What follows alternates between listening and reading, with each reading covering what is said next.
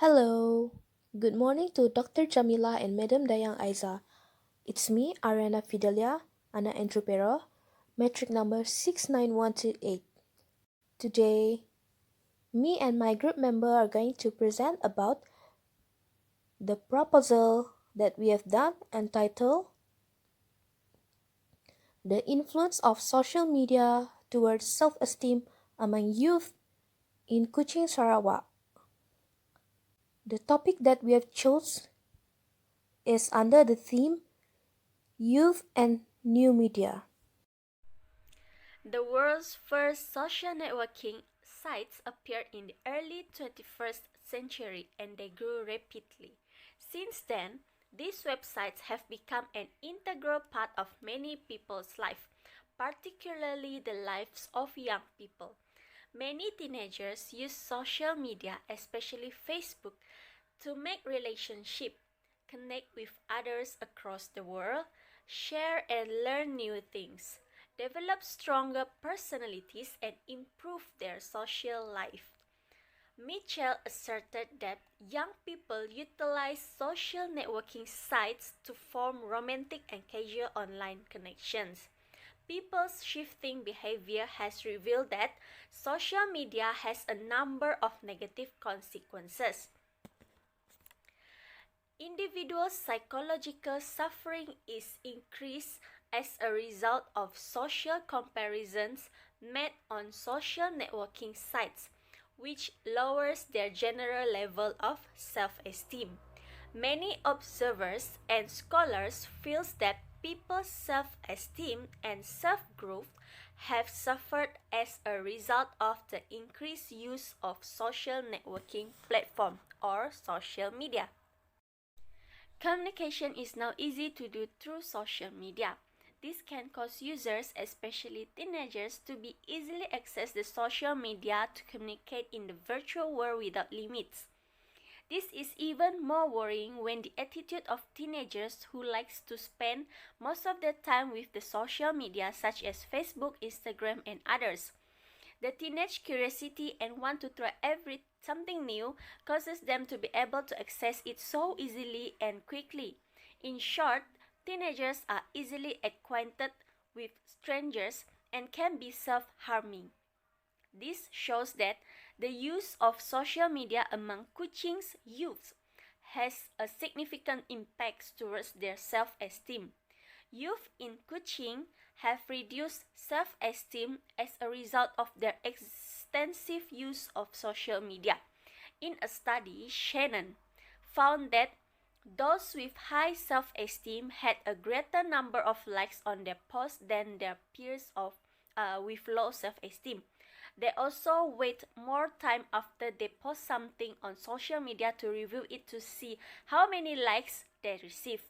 Based on that, researchers conducted a study to determine the effects of social media usage on the self-esteem of Kuching youth and find out which gender or age group of youth in Kuching frequently use social media and how it affects their self-esteem.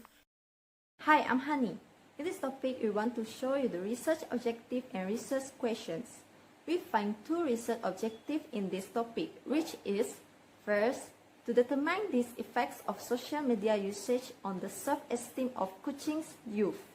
Second, to find out which gender or age group of youth in Kuching frequently use social media and how it affects their self-esteem. And for the research questions, there are two research questions that we want to know, which is, first, is there a link between time spent on social media and youth self-esteem in Kuching? Second, what happens when social media involvement is taken too far? That's all my explanation about the two research that refer to self-esteem of youth in Kuching, and I will pass it to the next presenter to explain more about this topic. Hello, my name is Ariana, together with one of our group member, Liliana. We will explain the methodology. I will start first by presenting the research design or flow. Research design is the framework for the methods and techniques researchers will use in conducting research. The design enables researchers to focus on research methods that suits the subject matter and set up their studies for success. Thanks to the previous presenter. Next, I would like to present population of study. A population is a collection of items, people, or objects that have a common trait determined by the researcher's sampling criteria. Geographic location, age, wealth, and a variety of other criteria can all be used to characterize the population. It can be very broad or extremely narrow. It is critical to roughly define your target population in the light of your project's goals and practicality. Our research has been narrowed to solely look at the population of Kuching's youth. The type of population that were used in our studies is existent population. A population concrete individuals is defined as the existing population. In other words, the existent population is the population whose unit is available in solid form. Books, students, and other examples come to mind. The goal is to determine the impact of social media on youth self-esteem in Kuching. The next one is sampling. The term sample refers to a subset of the population chosen at random for study participation. The sample should be chosen in such a way that it accurately represents the population in all of its characteristics and is devoid of bias in order to provide a small cross-section. As the sample observation are used to make population-wide generalizations. We have chosen voluntary response sampling for this research. A voluntary response sample, like a convenience sample, is primarily dependent on accessibility. People volunteer themselves by answering to a public internet survey, rather than the researcher selecting and contacting them. Because some people are fundamentally more willing to volunteer than others, voluntary answers samples are always skewed. We distribute the survey to all Kuching youth, and many of them choose to participate. Although this can provide some insight into the topic, the people who replied are more likely to be individuals who have strong ideas on the subject. So, we can't be confident that their views are reflective of all children. For the next part, I will pass to the next presenter. Thank you. Hello, I am Crystal binti Aning, and I will talk about a sample questionnaire. These are the questions that are included in the survey. How would you describe your level of self-esteem? How long do you spend your time on social media every day?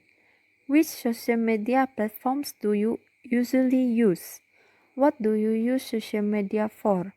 My self-esteem increases as I earn more friends or followers. I experience a drop in my self-esteem when I lose friends or followers. I aspire to become famous on social media. It is important to impress others on social media.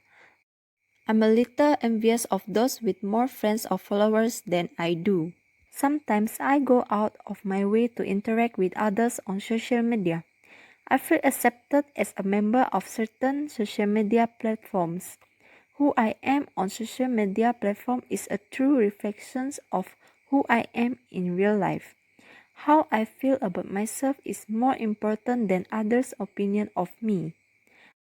I am more comfortable with myself while on social media than I am in real life. There are two methods that can be used for data collection, which is qualitative and quantitative. The method that we choose is quantitative, which consists of questionnaire and document review.